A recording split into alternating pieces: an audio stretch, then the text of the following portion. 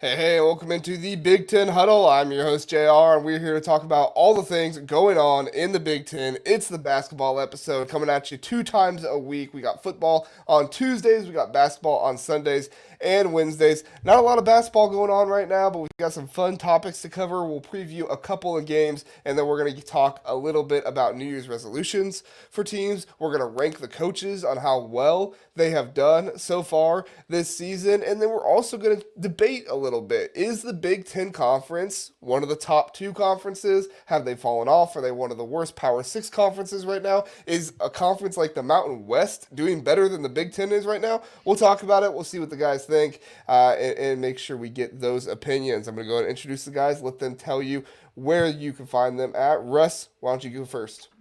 Yeah, thanks, JR. I am Russ of Boiler Express the podcast. You can find us anywhere you find podcasts, Spotify, Apple Podcasts, etc. We also are on YouTube, Facebook, Twitter, or X. When we go live, you can see us on all those platforms. Just search Boiler Express podcast. We're all things Purdue, a lot of football, a lot of basketball, but a little bit of other stuff on there too. So come check us out. For sure, always a good time over there at Boiler Express. Spartandog, go ahead and tell people about you and where they can find you at. Yeah, you can find us on Twitter at Bacon Wire. We cover MSU football, MSU basketball, all that good stuff. We'll be back. We're taking a bit of a holiday break right now. We'll be back after the new year. You can find me at Spartandog97. If you're a Lions fan, good time to follow me. Great time to follow me. It's been a lot of fun. So ready to keep the good vibes rolling.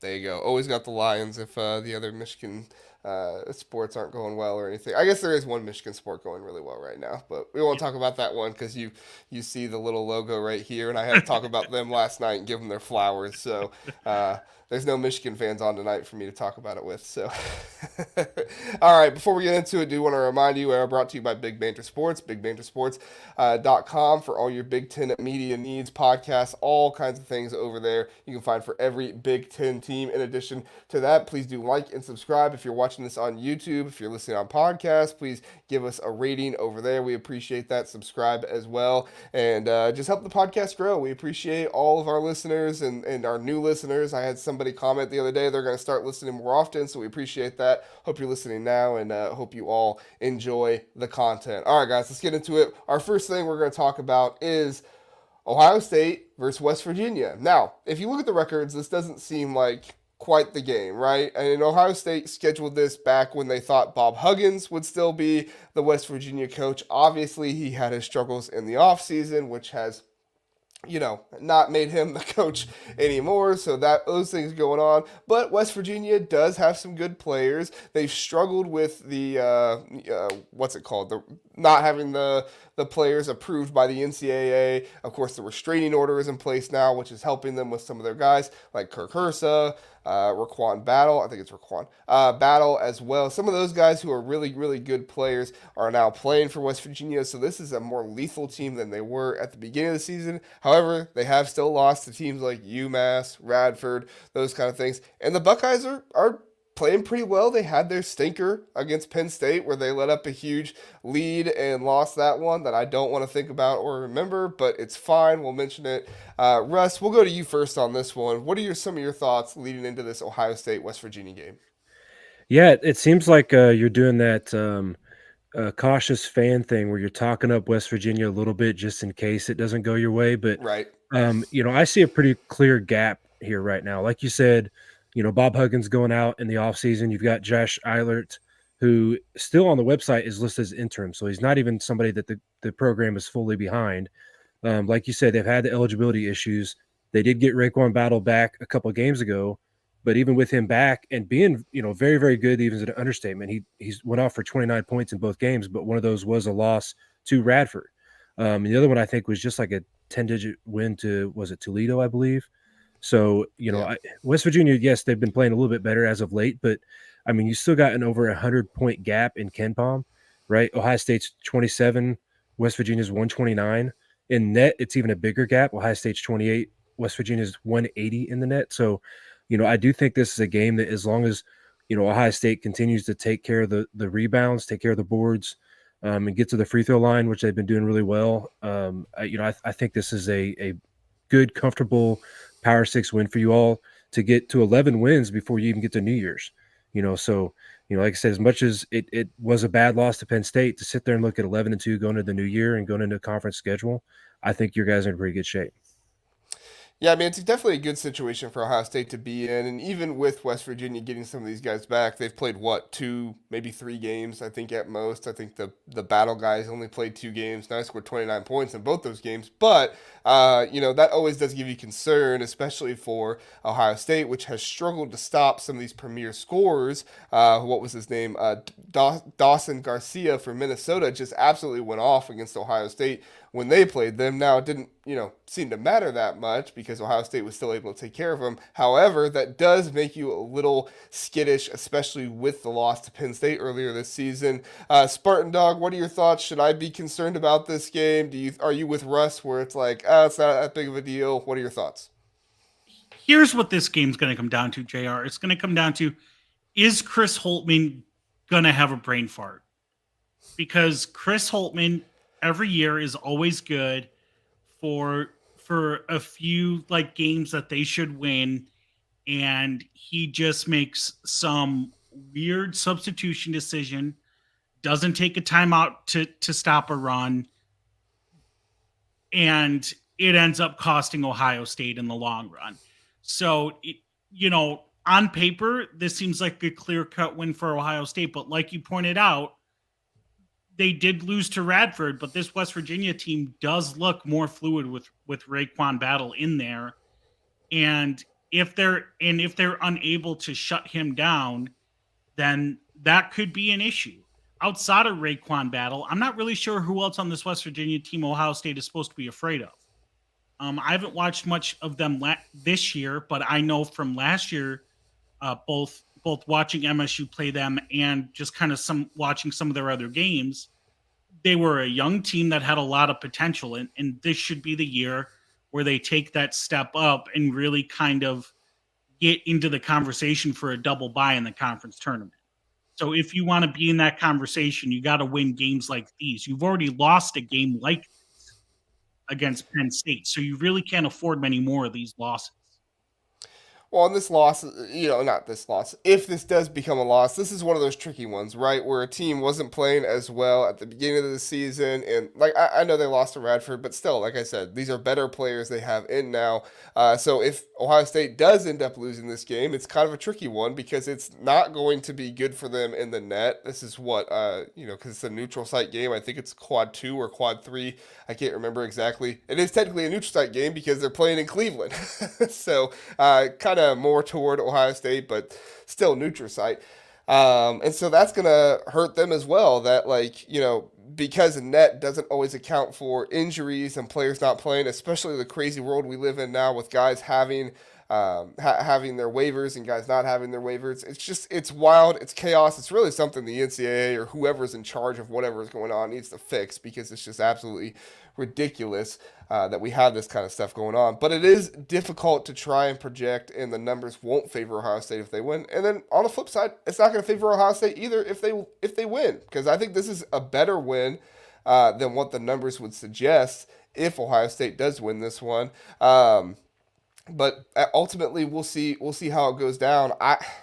I think Ohio State does win this one. I think Bruce Thornton has been on fire. I think Roddy Gale has been able to do a lot as well. Even in that UCLA game where Ohio State was struggling offensively, Roddy Gale was a nice shining light that was able to make things happen for the offense. And I do think it's a big, big deal that Jesse Edwards is hurt and not playing as well. Felix Okpara, Zed Key are going to be able to play defense better and have their way a little bit more down in the post because Edwards is a good player, but for him being out for, I think I read a month now, is going to be really difficult for them. Russ, are you picking Ohio State to win this one as well?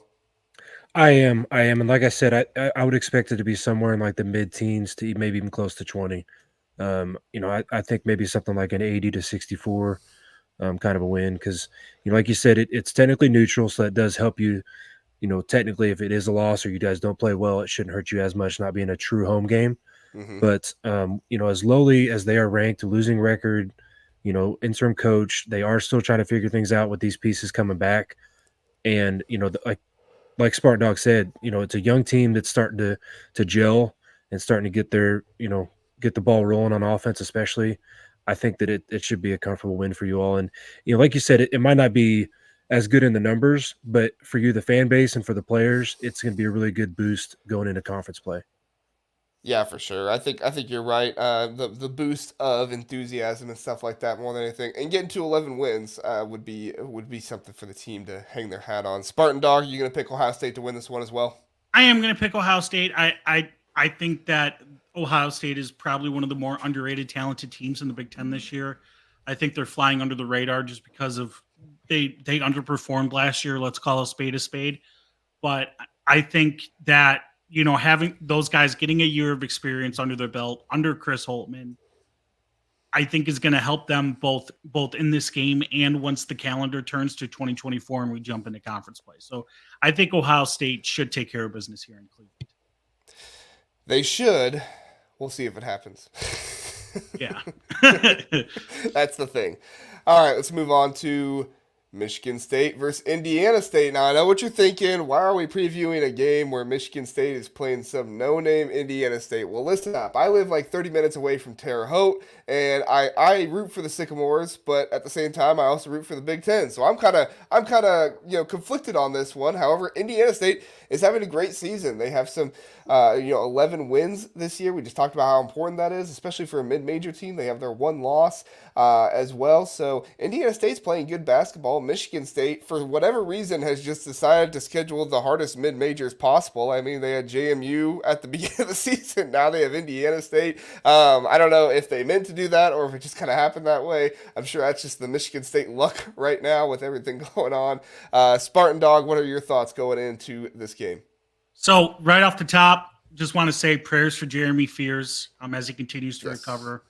Absolutely. Just devastating, awful situation. But Izzo 100% playing this on purpose. Like this is 100%. He grinded tape in the off season and he was like, these are the guys I want to play. Fun fact about this game: this is the first time that Michigan State and Indiana State are playing each other since that legendary 1979 national championship game where Magic Johnson and Larry Bird faced off against each other. Oh, so wow. Just in historical context, they haven't played since then. This will be the first time since that matchup. So that's awesome. That's pretty cool, like historic wise. In this game, what I'm looking for, I'm looking for everyone to kind of keep the rhythm going, right? It started off bad as the season could start for a team. Preseason number 4, all the expectations in the world, and you go out there and you lay an egg against a mid-major. Now, JMU's one of 5 undefeated teams left in the country, but they're still a mid-major, right? You should have taken care of business. And, losing to a team that outside of Kyle Filipowski is not, super impressive. You have you come all the way back against the top 5 Arizona team. You're not able to shut the door on them. And then laying 2 stinkers to open conference play. They're behind the 8 ball now. They really can't afford to drop another non-conference game. So they need to come in here with their hair on fire. They need to keep the rhythm going. They need to continue to push the improvement that they've been working on and kind of get this done and go into conference play 8-5. It's ugly, but you can wipe your hands clean with the beginning of the season and it all starts anew. Yeah, and I mean, this is what Tom Izzo always plans, right? He always plans for the team to play some hard games, enter the season, figure out who exactly you are. So that way you're not figuring out during conference season and see how that plays out to try and get them to be on there. And I think Indiana State is going to be a great, part of helping this team find out who they are, because they're going to have to, after that big Baylor win, they're going to have to figure out, is this sustainable? Can we keep this going? Can we keep making this happen? Can Tyser Walker continue to be a freak and just, score outright like nobody's business? It's going to be really interesting to see. Russ, what are some of your thoughts going into this game? Yeah, so I'm kind of like you, JR. I'm being a native Hoosier, native resident of the state of Indiana. I shouldn't say that word. I'm going to get killed by the Boiler Express guys for saying that. I actually had a shirt growing up that said "Hoosier by birth, Boilermaker by the grace of God." So, we'll go with that one. But no, I'm a big fan of Indiana schools and Big Ten schools. So this is kind of a struggle. Like I want to kind of see both teams win, but Michigan State's been more of a rival almost than Indiana as of late. You go back the last 20 matchups or so, it's pretty much even. Izzo and Painter going after the same recruits. So, I probably lean towards maybe trying to root for Indiana State in this one. But, Michigan State has looked really good over the last, 3 games, especially. And 2 of the last 3 games, their first halves have been like out of this world, scoring in the 40s and holding your opponents in the teens. And one of those was a top 6 team in the country. So I think they're going to need to do that again, though, against this Indiana State team, because this Indiana State team, like you said, they're 11-1.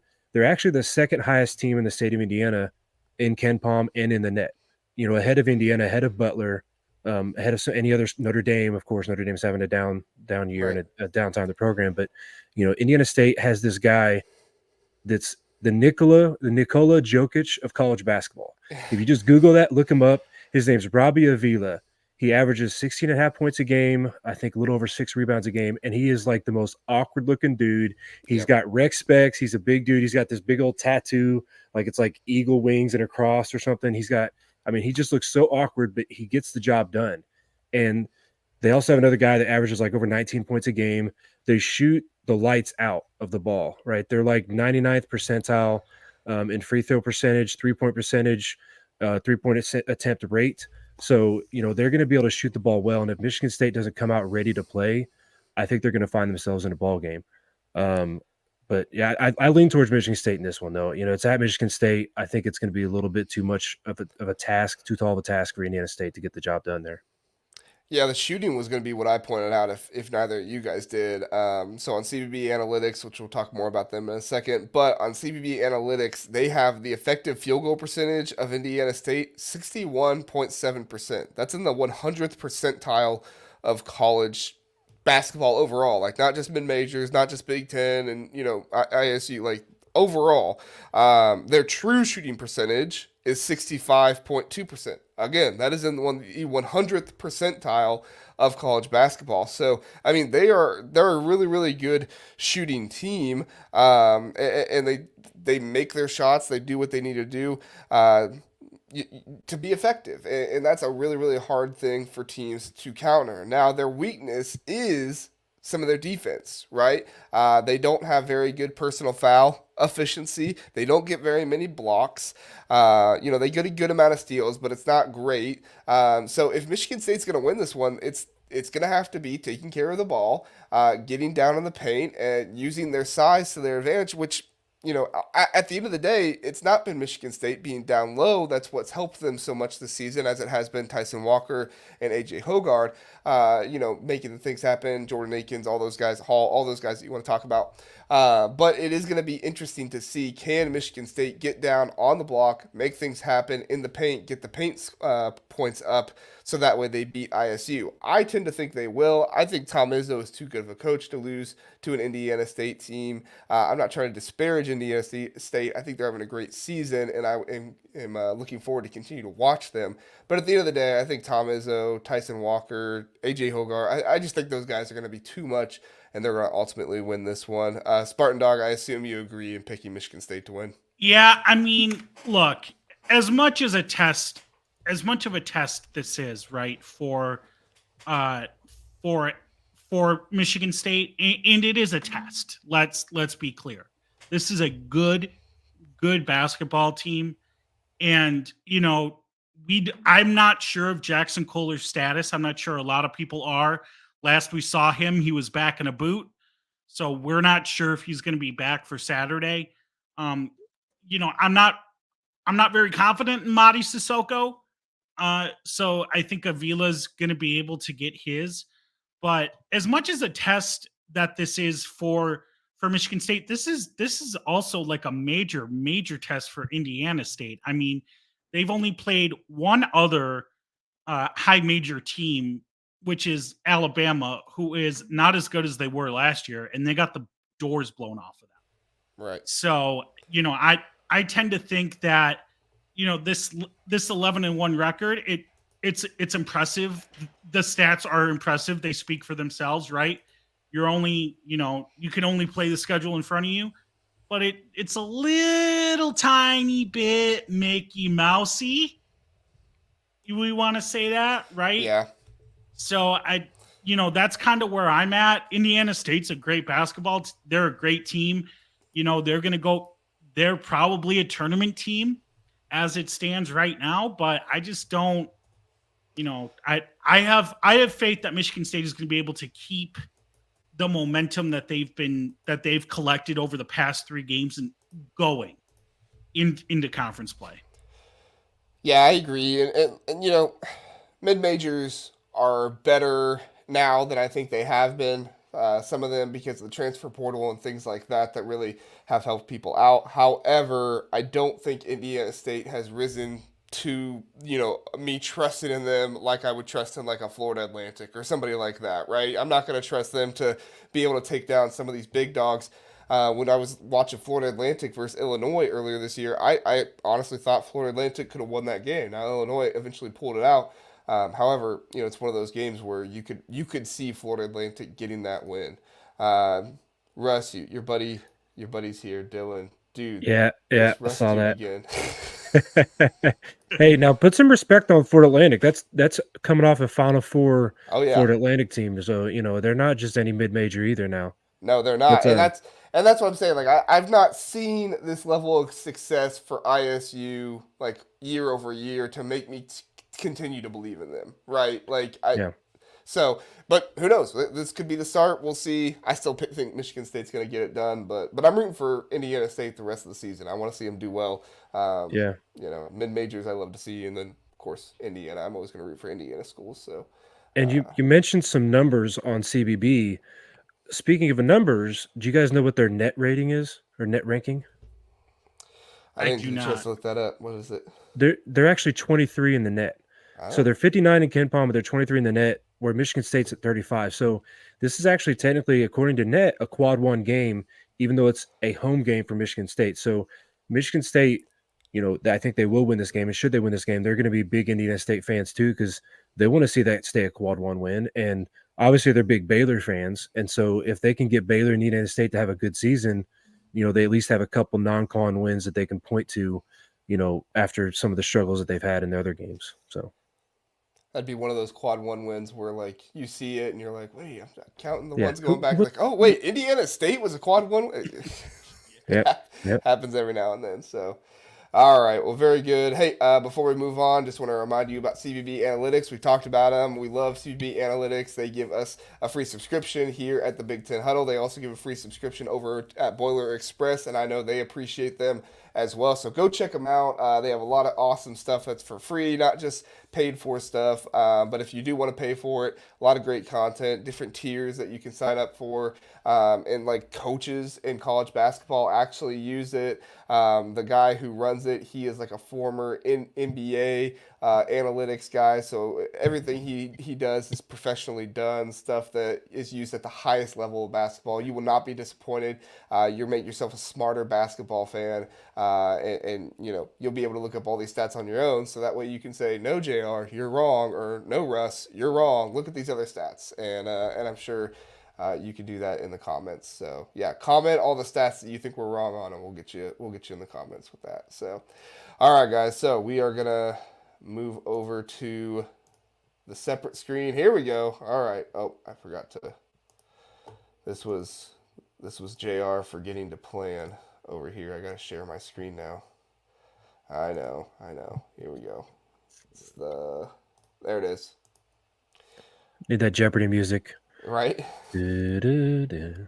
I forgot to plan. All right, so we did this last time on the last show when we did the Big Ten midseason predictions and stuff like that. So we're gonna get into some Big Ten New Year's resolutions. So these are our picks for what we think certain teams in the Big Ten need to resolve, do better, change, however you want to describe it, in 2024 based on how 2023 has gone so far. I didn't put any rules on this other than just whatever you think needs to change. So whether it's fire somebody, whether it's do this thing differently on the basketball court, whether it's, get a bigger arena, I have no idea what these guys chose, but we're going to try to figure something out for all of these guys, and we have assigned different teams for each of us, or we'll talk about our designation. So I'll go first. I have the Illinois Fighting Illini, and my resolution for them is they need to focus on sharing the ball more and getting more assists. So for Illinois, not a single player on their team averages more than 3 assists per game. I think actually their assist leader has played in 3 games so far with 2.7 assists per game or something like that. It's been kind of their downfall in some of their games. It was their downfall against Tennessee. Not enough ball sharing, in my opinion. Their assist percentage is 42.4% on shots made. That's good for 321st in the nation. Now, once you get into the 300s, that's not very good. That's not what you want to see. And only 12.5 assists, team assists per game.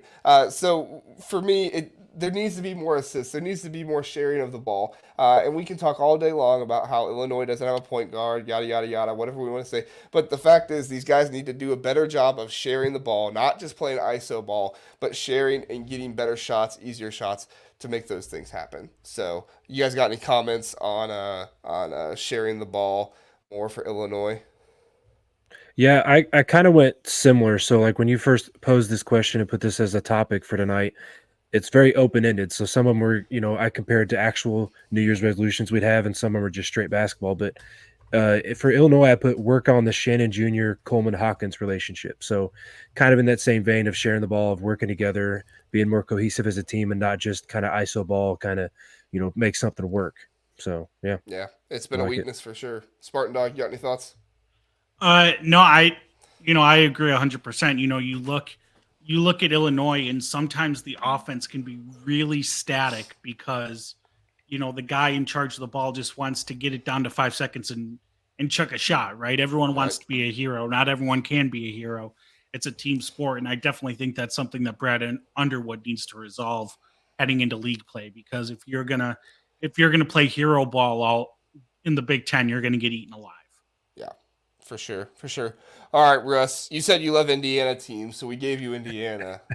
Go ahead and give us your Indiana knowledge. Maybe not Indiana teams. I don't know. That's tough for me to say. I love when I talk about this team, but for Indiana, I actually kind of had to. But the first one that came to mind was to finally maximize their potential.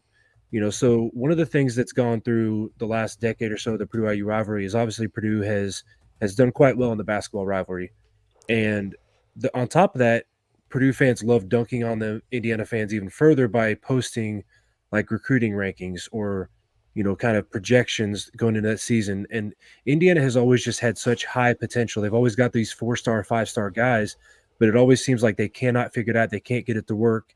I don't know if it's just overthinking it. We were talking about last time I was on here, that they just need to ride the hot hand sometimes. Don't overthink it. Don't have to, feel like you got to drive it to a certain guy. You don't have to get Mbako or Kalo where there's a certain amount of touches. If Galloway's going off that night, just keep feeding him. If Kalo Ware's having a good night, then feed him. So, maximize that potential and let it be more natural. Don't overthink it. I know Woodson's an NBA guy and he tries to think of things in an NBA mindset, but as we might see talking about another coach later, that doesn't always work out in the college game. I agree. That's a great point. Spartandog, you have any thoughts on that? No, yeah, definitely. I definitely think that Indiana's leaving a lot on the table, a lot to be desired in the little I've seen of them so far this season. They've regressed mightily.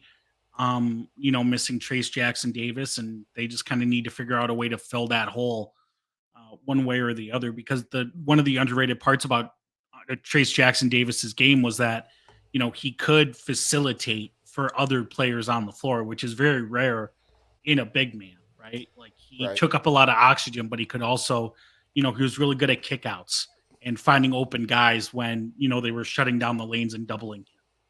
Yeah, And they haven't found that guy yet. It's been a weakness this season for sure that they have to figure out. All right, Spartandog. So you for Iowa, what are your thoughts on Fran McCaffrey's Iowa Hawkeyes? The Iowa Hawkeyes, the basketball team, they got to spend some time with Kirk Ferentz and Phil Parker over in the football building, because they have one of the most impressive offenses in college basketball. They are top 15 in a lot of offensive statistics, but they are putrid on defense. Putrid. Their points against per game is 313th in the country out of 362 Division I basketball teams. That's like in the bottom, like 20th, 15th percentile. Just awful, awful defense. It's been kind of a calling card of Fran McCaffrey teams as of late, but they're continuing to regress on defense. And, they've gotten some awesome offensive performances out of guys like Peyton Sandfort, but they're just unable to, they couldn't stop a nosebleed. Right. So they definitely gotta get a call in with Coach Ferentz and Phil Parker and get that stuff straightened out. I'm all for Phil Parker becoming an assistant coach for the basketball team in addition to the football team. Russ, you got any thoughts on that? Yeah, my one-liner for Iowa was get Fran McCaffrey some anger management classes. It's funny and it's a cool gimmick, but like as soon as they start to struggle, that's one of those things that it gets real old real fast for a fan base in a school like that. Yeah, it does. It does. All right, I can't believe how opposite the Iowa football and basketball program is. It's wild. All right, my Maryland resolution is get better shots and make them.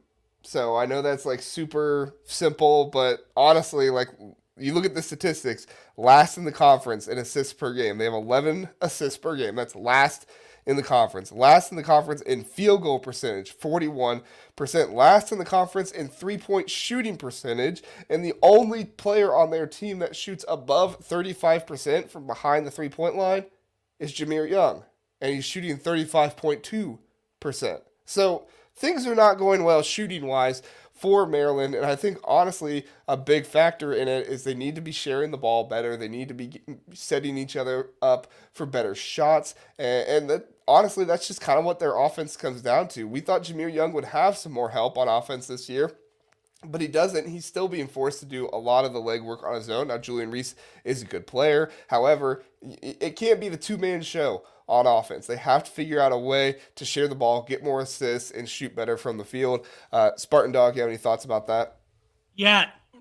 Illinois, they're a little bit similar to Illinois, right?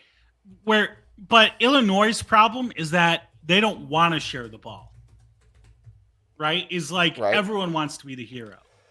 Here, they're kind of looking at Jameer Young, and they're like, you do it. You save us. I watched that game. I watched that Gavitt games against Villanova where they just got taken behind the woodshed. Mm-hmm. And it was like if Jameer Young didn't score until like garbage time, which like was like 5 minutes left in the first half onward was garbage time in that game.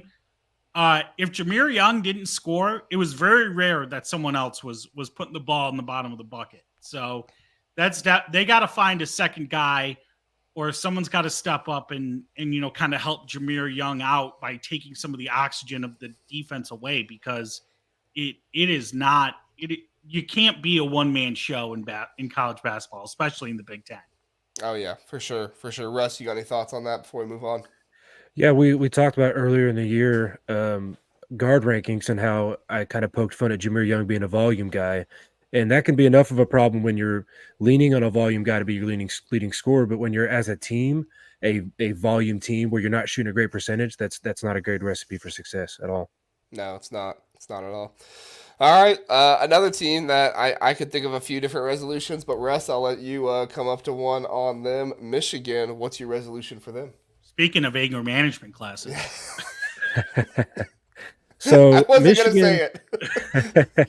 So this is I went a little bit different. This is kind of more personal one, like relating to your own maybe personal resolution.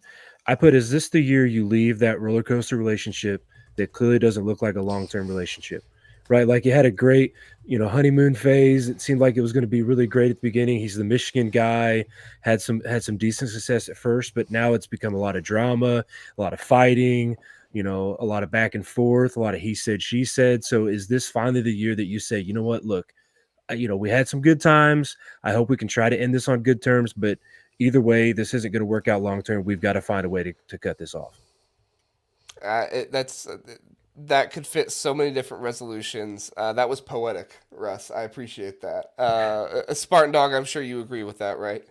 No, I absolutely agree. The other thing they got to look better, they got to learn how to win, right? I mean, you go back basically since that 2021 COVID March Madness, they have not closed a game.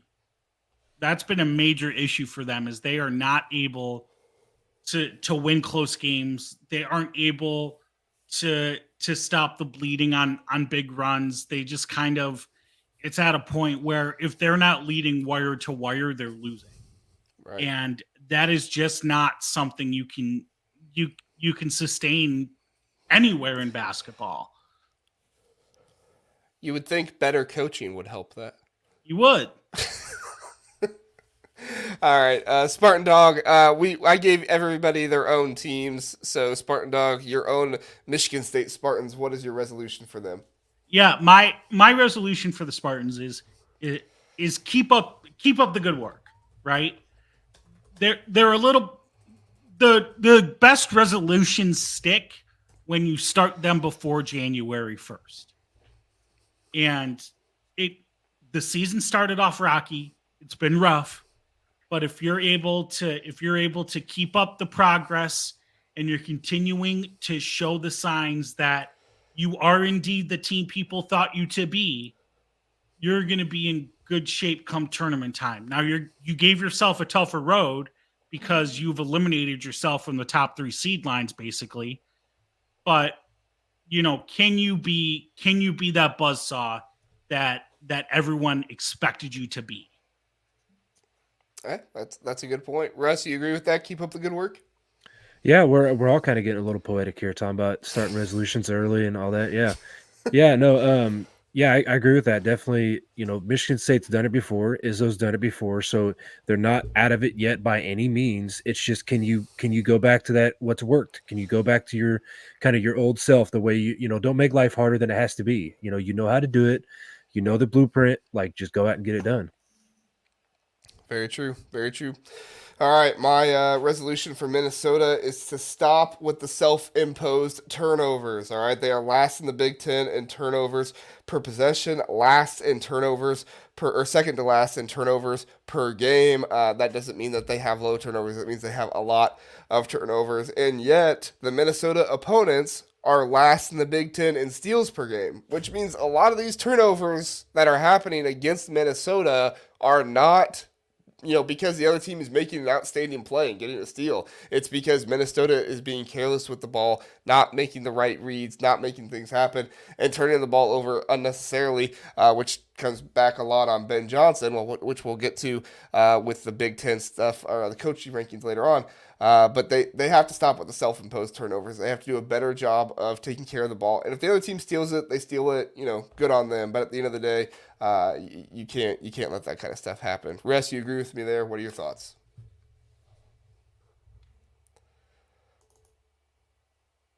Uh-oh, Russ is muted. Sorry, my fault. There you go. It's funny too because I was saying "don't be stupid," and I'm muted. So yeah, that was like if you're gonna make it personal as a New Year's resolution, Poetry. don't make life harder than it is. Like kind of like Michigan State, like don't be stupid. Don't you know how to play the game of basketball. Play it the right way. Make them beat you. Don't beat yourself. Exactly. You agree, Spartandog? Yeah, absolutely. It just plenty of people are gunning for you. Don't aim at your own foot. Yep, I agree. All right, Russ, team who's been hot this year, so I don't know what their resolution exactly will be, but you had to come up with one. So what do you have for the Nebraska Cornhuskers? Yeah, so I have a little bit of advantage because when we did our season preview, Nebraska's a team I had to help out with because at the time we had no pod for them. So I had a little bit of homework on them already, and my resolution is just take advantage of the gifts in front of you, right? Like we're just out of Christmas, going into New Year's resolution. Like accept the gifts, say thank you, put them to good use. Don't put the gifts to the side and play with the box. You've been gifted a schedule that before the season it looked better than maybe it is now. Like you had Purdue, Illinois, Michigan State, and Maryland were kind of the consensus top 4 teams, right? Well, those are all single play games for Nebraska. So they have probably one of the easiest conference schedules, and they have a hot start now to go with it. So just take advantage of that. Don't overthink it. You're playing really good, unselfish basketball. Just take advantage of what's in front of you and go get the job done, get in the tournament. Maybe you make a run. I totally agree. I think Nebraska is set up for a tournament run here to be able to, or set up to make the tournament and possibly go on a run here. And they have the guys to be able to do it in the Big Ten. So that's a huge thing for them. Spartandog, we'll go ahead and just skip to your Northwestern Wildcats resolution. What's your resolution for them? My resolution for the Northwestern Wildcats is to find Boo Buie employment. I'm sick and tired of seeing this guy play college basketball. Get a job, dude. Get a job.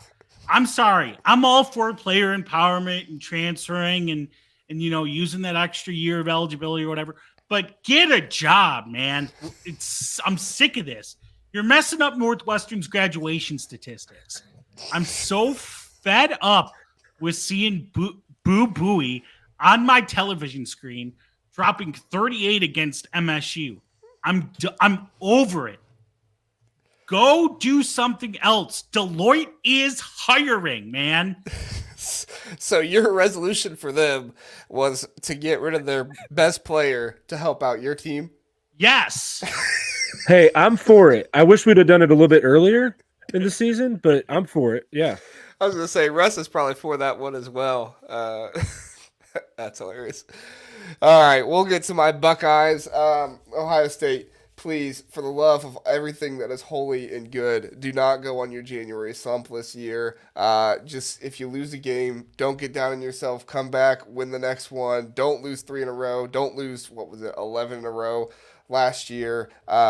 Just if you lose, it's okay. The world is not falling apart. Everything's not crumbling. It's okay. You can recover, and we'll be fine from there. So, Russ, do you have any thoughts on Ohio State and their January slump? Mine was identical. I said avoid the slump. You think so too, Spartandog? Absolutely. You can't afford to go on a slump like they did last year, 11 in a row. I mean, that basically eliminated you from NCAA tournament contention. So you just gotta keep yourself steady. Don't stack losses, right? Just win the games you should win and you'll be fine. Yeah. Win the games you should win. That's a new thing to put over the part where Ohio State walks out. Win the games you should win. I would love that pregame speech. All right, Russ, your Purdue Boilermakers, they're looking hot. They're looking really, really good. What's your resolution for them? Yeah, so this is another related to a real life one. What's one of the most common New Year's resolutions is lose a little weight, right? Like get rid of that stubborn belly fat. It's an easy one to do, but it's also an easy one to not do, right? It's easy to go beat that double-digit seed in March, get that nice draw, but then if you don't pay attention and you take it off in the first half and go, we'll get behind it, we'll get it taken care of. All of a sudden, you're looking at the final score and you're out of it, or you're going to overtime and you're like, what's going on? So that's my resolution is just, I feel like, we're in pretty good shape to get a decent seed, obviously, maybe even the number 1 overall seed, but can we get rid of that stubborn belly fat, get out of that first weekend, and then really get to business in March? I agree. Spartandog, you have any thoughts on the Purdue Boilermakers losing a little weight? No, absolutely. I definitely think that losing a little weight is going to be good for them and kind of just getting that monkey off their back and getting into that second weekend so you can finally shake that reputation. That's what I was going to say. I wonder if it's less about stubborn belly fat and more about the monkey on the back, the weight they need to lose. But it all makes sense. I agree, Russ. They can be a very dangerous team if they just get over that hump. A very dangerous team in March. So, all right, Spartandog, what do you got for Penn State? For Penn State, they got to figure out who they are without Micah Shrewsbury, right? Micah Shrewsbury took the Penn State basketball program to heights, I don't think they've ever reached, right? And him leaving was a major blow to the program, and maybe said a little more about how Penn State views basketball than anything else. If you're the Nittany Lions, you really have to look at what you need to do to succeed, not only in the Big Ten, but in the future, because you have 4 teams coming in, and a few of them are pretty serious about basketball. So, the base rock bottom can get lower, believe it or not. You gotta pick yourselves off the mat here and kind of form your new identity post Shrewsbury. Yeah, this is the thing I've harped on with Penn State pretty much all year is like, what's your identity? What's the identity of this team? Who's your playmaker? Who's your guy that you go to when you need something? I mean, that's kind of what I've been harping on. Do you agree with that, Russ? Yeah, I wrote keep it together. Get an identity, keep it together. You've got to build an upward trend in the program. They're 6-6. A tournament is probably not in the future. Maybe NIT, but yeah, it's can you keep guys like sophomore Kanye Clary has been quite the revelation for them, right? Going from 4 points a game to over 17 points a game. So can you get an identity? Can you keep guys in house, and can you do a good job this offseason and build that program up with these 4 teams coming in and the conference getting tougher? Couldn't agree more. All right, we'll go ahead and go to Rutgers now, and mine is very simple. Don't be Iowa football, all right? So it's very simple, okay? You are currently last in the Big Ten in offensive rating. You are currently first in the Big Ten in defensive rating. I'm not saying make the defensive rating lower, but I am saying let's focus a little bit more on offense. There's no Big Ten West in college basketball, all right? It's not a winning formula. So, I'm very excited for the players that Rutgers has coming in next year. But this year, let's get a little bit more offense, be able to do a little bit more efficiency with that. Russ, you agree, disagree? What are your thoughts? Yeah, it's similar to Penn State for me, but it's keep the recruiting class intact. Yeah. With until that guy's in the uniform and on the court for your team, anything can happen. So, don't improve offense, yes, but make the product look good enough that you don't lose what you got coming in. I agree. Spartandog, you agree? Don't be Iowa football. Keep the recruits. I agree. Defense is a great thing. Great defense is a great thing. It's sort of a lost art in modern basketball, right? But you can have the best defense in the world. If someone gets hot, and you're not able to put out the fire a little bit by putting the ball in the bucket, then what are you, right? Iowa's run into this problem all the time. So you definitely got to be able to manufacture points. And Rutgers has not shown that they're able to do that, right? When it gets close, who are you going to that is going to get you points guaranteed? They don't have that guy right now. Yeah. They have their guaranteed lockdown defenders, but they don't have their guaranteed offensive weapons. So, all right, Russ, finish us out. Wisconsin, what's their resolution? So it's kind of opposite of what you just said, actually. So I think their defense needs to get a little bit better. They're not a terrible team. They're on the verge of being one of those top 4 double bye teams in the Big Ten, but their KenPom defensive efficiency is right at about 36th, I think, right now. And if they're going to make a Sweet 16 challenge or even a deeper run, I think they got to get that defense a little closer to the top 20. And they've got the pieces, they got the balanced offense, I think, to be one of the better teams in the Big Ten and make a run in March. I agree. Totally agree. All right. Hey, I think these are some good resolutions. So if any coaches are watching, here's your blueprint for what to do in 2024. I know so many Big Ten coaches are probably watching. And hey, we didn't fire anybody, so I think that's a plus. We didn't say anybody should be fired. So. We're getting there. That's next. Yeah. Right.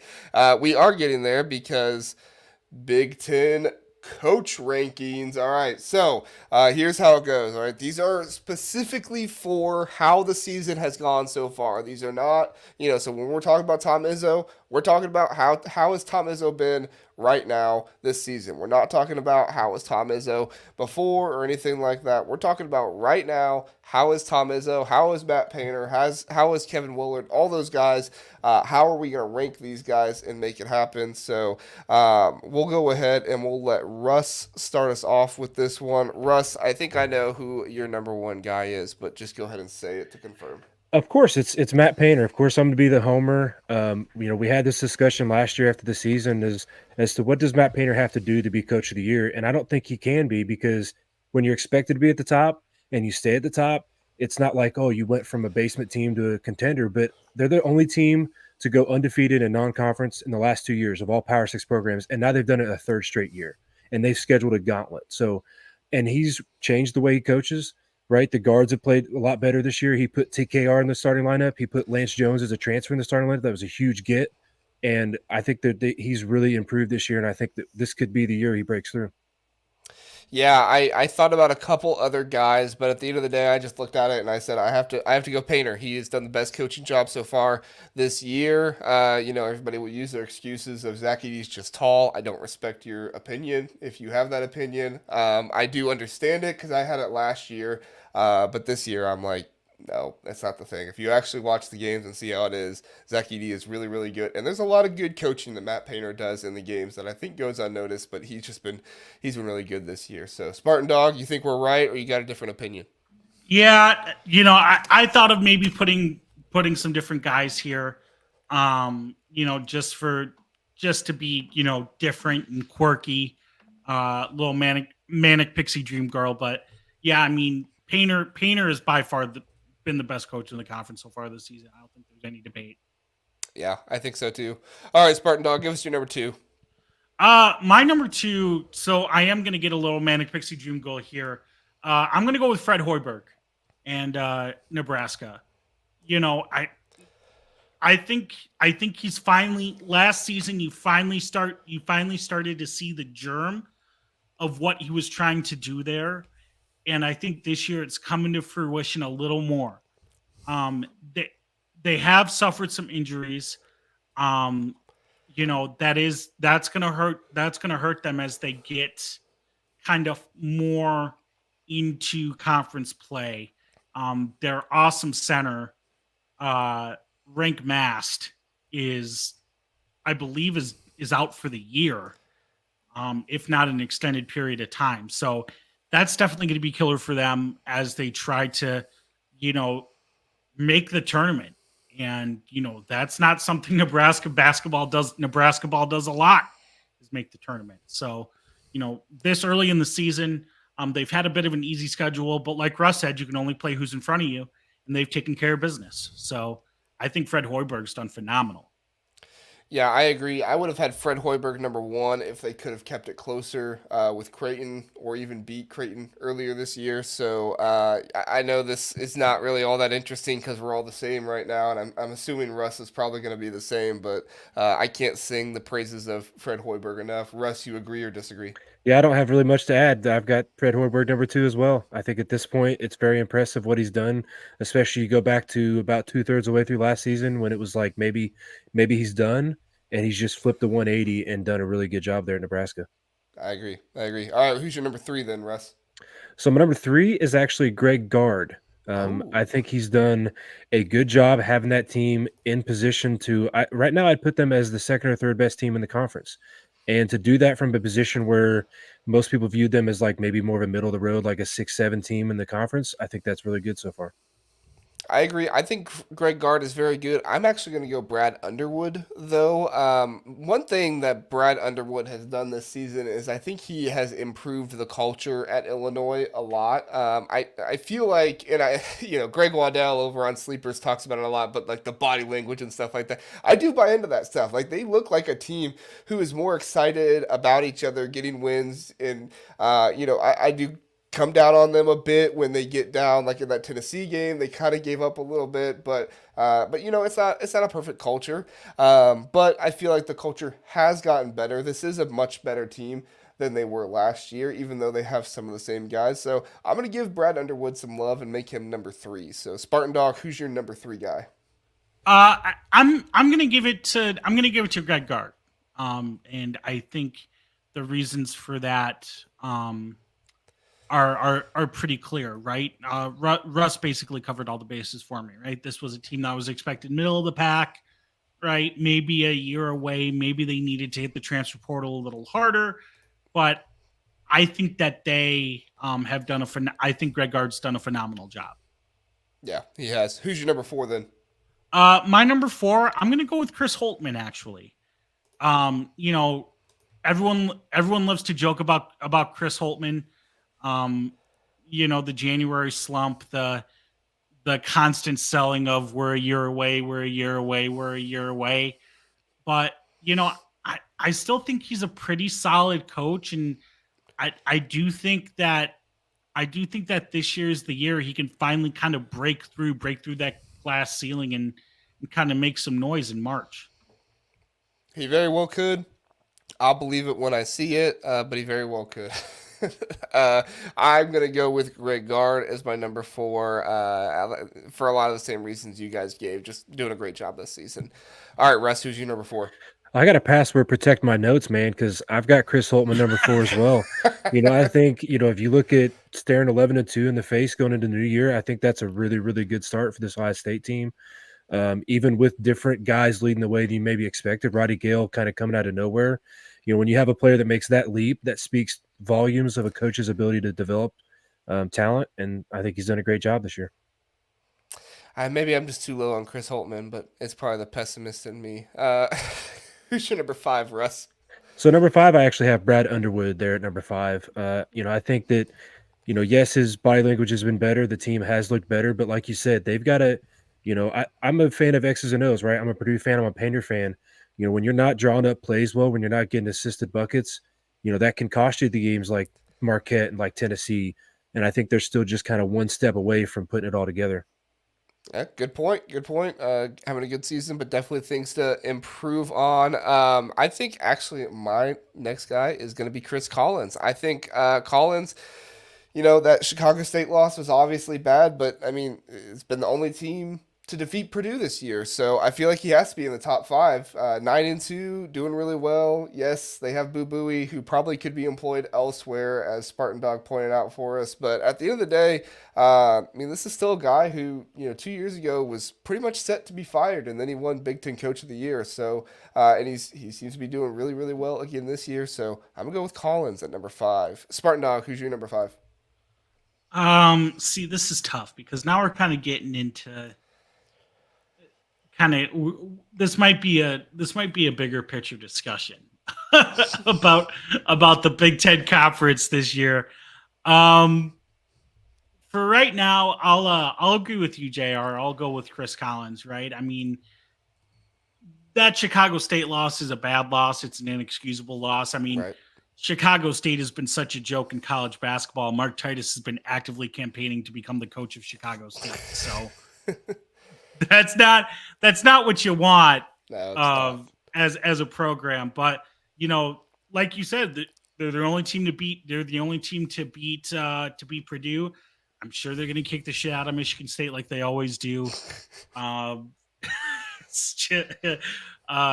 So I got Chris Collins, and then at number 6, I'll go with Brad Underwood. I've been pretty underwhelmed with Illinois this year, and the Big Ten as a whole really is a basketball conference outside of Purdue. Brad Underwood is a guy who I don't think I would enjoy hanging out with. The hangout factor brought him Yeah. real low. Bodied. Brad. Yeah, would I want to get a beer with Brad Underwood? No, I would not. But yeah, I mean, you can't argue with results. So I'll put Brad Underwood here. That's our next rankings. Who do I want to get a beer with the most out of all the coaches? Oh, man, I'm not picking Fran. Anyway, number 6, I'm going to go with Chris Holtman. Here, I do think that the season has been really good, and I'm happy with the development of Bruce Thornton and Roddy Gale. Felix Okpara, sleepy development player as well. I feel like he's done a good job. And maybe I'm just too biased about past seasons, but for me, the Penn State loss, it still just comes back to it. It's like, how did you let that happen? So I guess you could say the same thing about Chris Collins, but he's got a little bit more hype for him, and I'm not as hard on him as I guess I am Chris Holtman. So Russ, who's your number 6? Six is where I have Chris Collins. Kind of like y'all said, it's tough to beat Purdue and be too low on this list. Chicago State loss it is tough, but when you're talking about two non-con losses going into conference play, if you can finish top half, top six in the conference, you're pretty much guaranteed a tournament berth, and then it's a new season at that point. So Yeah, very true. All right, who's your number 7? at 7, I actually have Ben Johnson. Oh, It might be surprising, but I think it's more a result of I want to put some other guys lower on the list. But he does have them at 9 wins. If he can create some of last year's, Penn State, Northwestern, Nebraska type magic, and somehow get to around 500 in conference play, they're going to be in the conversation for maybe a last 4 in team. I think because you're going to have wins against Big Ten teams that will go dancing. So, I have Ben Johnson.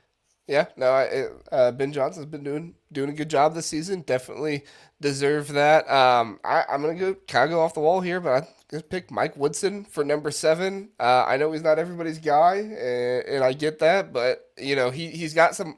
What he's been able to do with Kalel Ware, I think, has been impressive. I mean, this was a guy that just looked like he went through the motions every single day at Oregon, had a hard time, and even though he doesn't show the most passion on the court, you can see a guy who has been developed better, who cares more, and I think that's a result of coaching in his case. Some of it has been difficult with Gabe Cupps. Gabe Cupps is a guy. If he was playing like Braden Smith was last year, Indiana would be doing a whole lot better. There's your Purdue praise for you again, Russ. But if he was even half of what Braden Smith was last year, this team would be doing a whole lot better. So I do have to ding him for not getting Gabe Cupps as ready as maybe he should be. But hey, IU's the only team in the conference with 2 conference wins and no losses. So got to give them their flowers, right, Russ?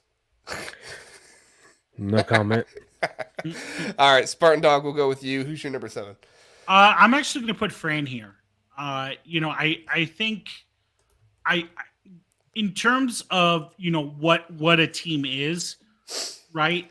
Iowa is an elite offensive team. Their offensive system is made to highlight players who can fill the stat sheet and put the ball in the bottom of the net. He's been able to identify talent, like Peyton Sandfort, and kind of develop him into a sharpshooter. The defense again, a lot to be desired. And then number 8, I'll put Mike Woodson here. They are, like you said, JR, one of the only undefeated teams in conference play in the Big Ten through the first couple games here before Christmas. And I think that he does get a little grace based on his performance last year. I think last year was an impressive job coming in. Let's see if he can follow it up. I agree. I think Mike Woodson deserves to be up there as well. I'm actually going to agree with Russ when it comes to number 8. I'm going to give it to Ben Johnson. You look at who this Minnesota team was last year going into this year. I don't think it's been a spectacular improvement, but it's been an improvement, and you have to give credit where credit is due there. So Ben Johnson. Russ, who's your number 8? 8, I actually have Mike Woodson, so we're kind of going back and forth, agreeing with each other, kind of in this range. They do need to maximize their potential, but he does have the pieces in place. They've shown it in flashes, and outside of getting thumped by Auburn, UConn and Kansas aren't bad losses, and they've won the other games they're supposed to win. It's just going forward, is he going to kind of improve and maximize that potential he's got in front of him? I agree. All right, who's your number 9? 9, I actually have another surprise here. I've got Mike Rhodes. I'm going kind of based off of what expectations were and what he's been able to do. And, he's brought a lot of new pieces in there, and they've been able to, get to 500. They came back against a certain basketball team that I won't name to hurt your feelings, but, you've got to have some good coach can keep your guys involved in a game to be down 18 points and come back and win a conference game like that. So, yeah, I got Mike Rhodes. You can't hurt my feelings anymore, Russ. They're already hurt enough. I'm actually going to go with Steve Peichel for number 9. It's kind of a different reason, but, the recruiting has just been on fire lately. And even though this Rutgers team hasn't been anything spectacular, they're 7-4, 0-1 in the conference. It's not been a fantastic year, but, he's doing something really, really good on the recruiting trail, making things happen there. So I think you have to be impressed with that. We have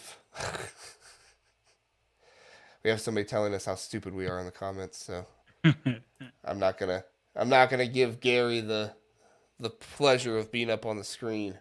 All right, Spartandog, who's your number 9? I'll put Ben Johnson here. All right. 500 at Minnesota is, it is what it is, right? By the way, Minnesota, I think, has one of the worst basketball courts in the country. That like millennial gray wood, Chip and Joanna Gaines like looking kitchen looking wood, and the fact that it's elevated, just set up to try to get dudes hurt. I mean, that's that's the floor that took out Robbie Hummel's knee and ruined the Baby Boilers' chance at a title. Yeah, I don't like it either. I'm with you. Yeah, I hate the barn. And then number 10, I'll put Tom here. The only reason he's not lower is because he has kind of put it together here in the last couple of weeks, but it has been a frustrating. It's been a frustrating 2020. It's been a frustrating fall for Michigan State fans overall, and we were kind of relative to expectations. I mean, Michigan State might be one of the runaway candidates for most disappointing team in the Big Ten. Just completely unable to shoot the three. Insane lineup decisions. Not riding hot hands. The committing to the auto bench when it's going to kill you. It's just been insane. But they have gotten it together. So that's why he's not lower. But if not, he would have been a lot low. He'd be a lot lower if it wasn't for the past couple of weeks. I'll say that. The Baylor win definitely helps in a lot of regards. I still I won't have him that high. I'm actually going to go with Mike Rhodes next for a lot of the same reasons that Russ said. It's a tough team to try and work with, especially with Micah Shrewsbury leaving, all the seniors that left that team. But he brought in Ace Baldwin, who's been really good. Kanye Clark has made a lot of improvements, or has improved throughout the season and done a very good job. So I think you got to give Mike Rhodes his credit there. Russ, who's your number 10? Yeah, at 10, I've got Steve Peichel. We're kind of going back and forth now, JR. It's the same reasons you said. It's the recruiting kind of bump. It's the on-court product maybe not has been as great. Starting with a loss to Princeton's not great, but to bring those recruits in, we'll see how good of a job he does keeping that class together. But you can't deny what he's done on the recruiting trail. Mm-hmm. I agree. All right, who's your number 11? 11, I've got Fran McCaffrey. We're getting into those coaches now that had maybe higher expectations.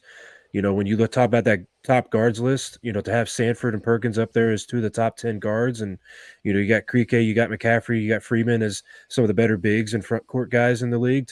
To be down there where you're at right now is it's not great. So yeah, for sure.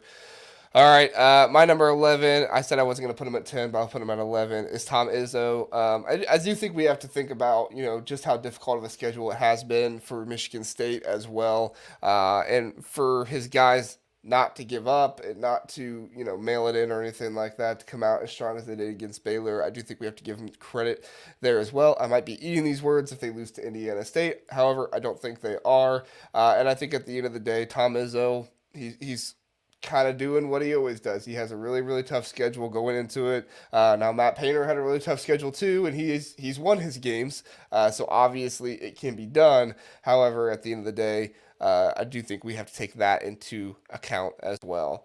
All right, Spartandog, who's your number 11? I'll put Peichel at number 11. I for the recruiting bump, right? I have not been impressed with Rutgers this year at all. I think they're setting the game back 100 years.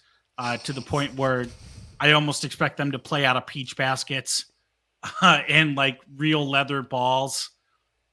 But, recruiting has been on fire. If he's able to kind of innovate and find a primary score, he doesn't even have a primary score right now. Mm-hmm. So if he's able to kind of get that primary score. And then number 12, I'm going to go Mike Rhodes. I know that it's tough to win at Penn State, but you should be a little bit above 5. You should be above 500 with the schedule that Penn State has had. They haven't played world beaters, and I think they're just kind of struggling with a lot of things right now that they just gotta get out of their system. Yeah, no, I agree. Mike Rhodes has done a lot of good things, but he's also had some tough things as well. My number 12. Oh, who did I put? Oh, I put put Juwan Howard for number 12. I do give him some grace because of what's going on with, the heart surgery and all that stuff and things like that. I feel like a guy who had heart surgery earlier, I can't put him last. And I have those two bottom spots reserved for another two guys that I think deserve it. So at the end of the day, Juwan Howard, been tough this season for him, and he getting into a fight and punching your strength and conditioning coach obviously is Allegedly. allegedly. But at the end of I guess the punch was allegedly, but yeah, at the end of the day, he's also not coached the whole season, so I don't think I can hold it against him too much. All right, Russ, who do you have for number 12? So at 12, I actually have Kevin Willard. It's like I said, we're in that range of guys that had decent preseason expectations and are not living up to it. They weren't quite as high as some of the other teams, but they were expected to be in competition for a top 4 spot at the very least, middle of the conference. But they've had a pretty poor start to the year, and like you said, just have that volume of shooting and not do well with it. Like coaching's got to step in and figure something out at that point. Mm-hmm. I agree. Who's your number 13? So 13, this is where I've got Tom Izzo. Like you said, yes, they've had a tough schedule, but they were supposed to be right there with Purdue. Like they were both top 5 teams, and Purdue went and won all those big games. And aside from Baylor, Michigan State went and lost all of those big games. And, a lot of the guys, their front court have not lived up to the potential this year so far. Like they've looked better the last few games, and you're getting these all-star, McDonald American guys in there. You've got high expectations, and he's not performed so far, but there's plenty of time left, and he is supposedly Mr. March. Let's see if he's still got that in him, but it's not been the start that I think most Michigan State fans would have wanted. Nope. Tommy March. Nope, not the start I wanted. So No. I can attest to that. My number 13 is Kevin Willard.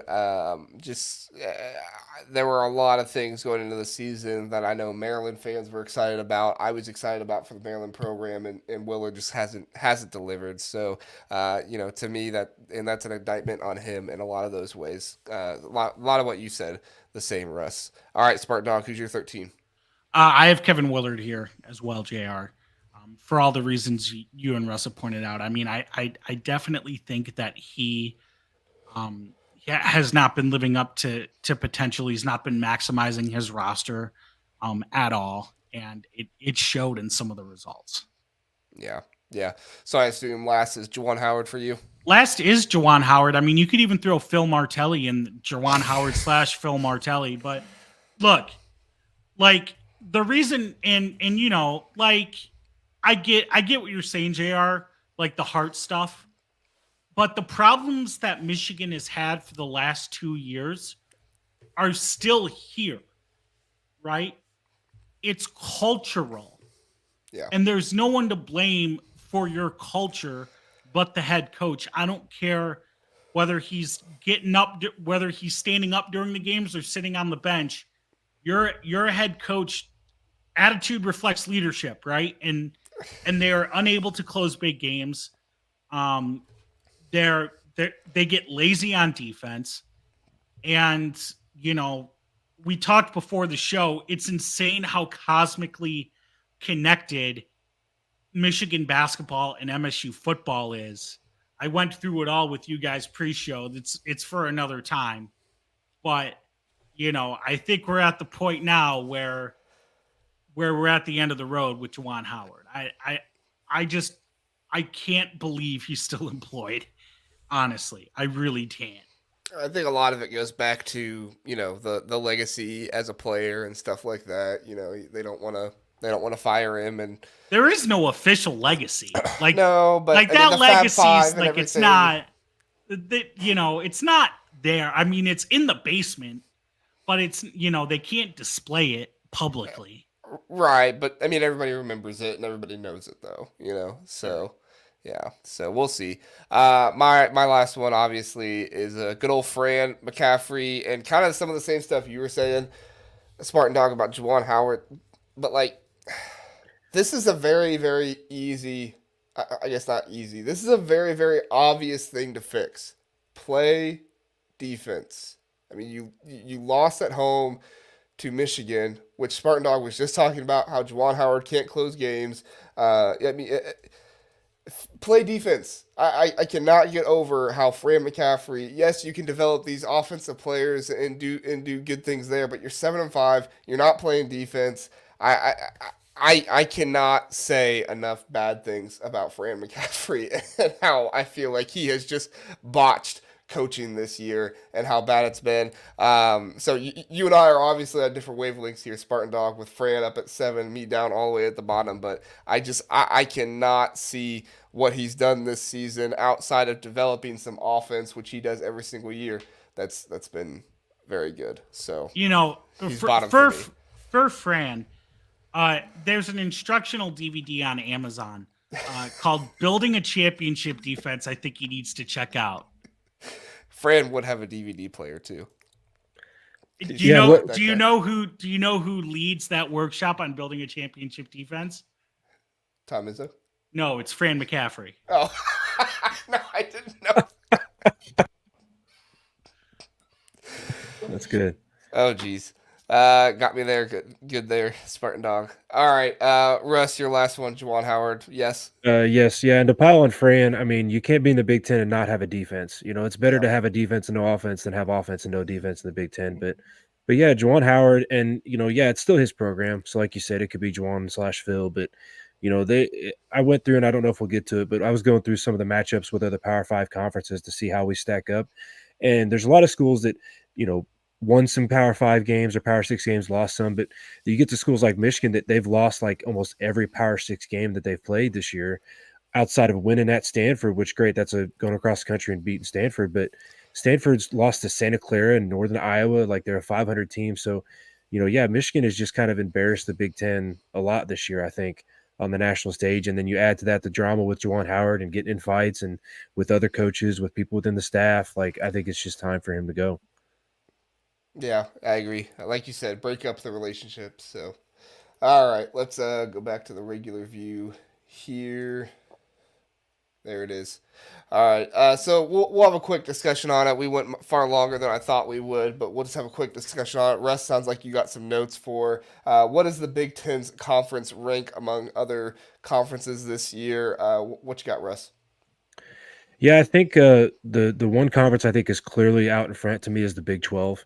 You can't understate the addition of Houston and BYU to that conference, and they already were a pretty top-heavy conference. I think that's the one conference the Big Ten would really struggle to match up with top to bottom. At the more I looked at it, though, the more I thought starting out we were maybe fifth, like pretty down there. But then you start looking at how we've matched up against, like Marquette's got multiple losses to the Big Ten. UConn's not looked so great, so I'd put us above the Big East, and then the ACC is obviously not a deep conference. They don't, who's the front runner there? Maybe Duke still, I don't know, but and then the Pac-12, of course, it's Arizona's right out front, but Purdue took care of Arizona, and Arizona kind of played a little bit of the Big Ten light schedule, and they did thump Wisconsin. But I think top to bottom, we'd take the Pac-12 down. The SEC might be the one we'd battle with for second. I think is where I'm at. Is Tennessee took care of some Big Ten teams, but they beat Illinois, but they also lost 2 games to Big Ten schools this year. So I think we're still right there at number 2. That's my Number opinion. 2. All right. Yeah, no, I think it's not crazy to say number 2. I think, the Big Ten, they kind of lack some of the top end stuff most years, but I think we have that with Purdue this year. That top end team to be able to speak for the conference. Kind of, it's really more the middle this year that we're struggling with. a little bit more, and our teams that are down in the cellar are still better than most other conferences teams that are down in the cellar. So I would be happy with anywhere 2 through 4, but I kind of lean with you as well, Russ. I still think we're a 2 or 3 team. Or a 2 or 3 conference up there just because of the depth. And if you look at the bottom of the conference, you say, the worst team in the Big Ten is still better than the worst 4 or 5 teams in the ACC, right? Spartandog, what are your thoughts? Yeah, I would probably place the Big Ten third this year. I think that not having a clear second team is going to hurt the conference in the long run, right? Um, you could throw 6 teams in the conversation for the second best team in the conference. That's not good necessarily, right? You want to be able to have a good, robust, like A tier, and there's not really an A tier right now outside of Purdue. So, in other conferences, there's a little more clear cut. That's how I view it. But yeah, we're still definitely ahead of the ACC. I would probably put us behind the Big 12 in the SEC, just in terms of top to bottom competition. But yeah, it's been a weird year so far for the Big Ten. It's been really weird. Outside of Purdue, everyone's kind of performing below expectations. Yeah, it's been an interesting one. I mean, you look at it, Vanderbilt is lowest of the sellers, right? I mean, that's an SEC team that obviously is going to bring them down in a lot of regards. But I still think, some of the bottom dweller teams of the Big Ten are still possibly, if not for sure, better than teams like LSU, Missouri, Georgia. I mean, those are kind of some of their teams that are down there in the SEC. So I think the SEC is probably going to have more tournament teams. If you look at net right now, net projects that the SEC will get 8 teams into the tournament, and the Big Ten will only get 5. So they have that in their favor if that does end up being that way. And it's actually crazy. The Big Ten is projected 5 teams. The other conference that's not Power Six that's projected 5 teams is the Mountain West. So if you're gonna ask me who's better, the Mountain West or the Big Ten, I'm still gonna go with the Big Ten over the Mountain West. But it's interesting because even if you look at Nets, average rating, the Big Ten has the second highest average net rating of any conference. And Purdue obviously helps that a lot, being all the way up there at the top and having no real terrible teams as well. I think the lowest in net for the Big Ten is Penn State at 132. That's above the bottom 3 teams in the SEC, so that helps out a lot there. But yeah, it's a crazy thing to try to figure out. I think the Big East is always slept on every year. I think the Big East is probably the fourth or the third best conference this year. But we'll see. It's interesting to think about. Any other final thoughts about the conference rankings or anything like that, guys? Nope. All right, we went really long, hour and 20, but we made it. We're here. Thanks so much for joining us, guys. And I do want to let you know, if you made it all the way through the episode, congrats. We will not have an episode on Sunday night, so there will be no basketball episode Sunday night. Enjoy your new year. Be safe. Have a good time celebrating, bringing in the new year, and having all that stuff happen. Thanks so much for joining us, Russ. Thank you for joining us, Spartan Dog. And thank you, everybody, for watching. Have a great night.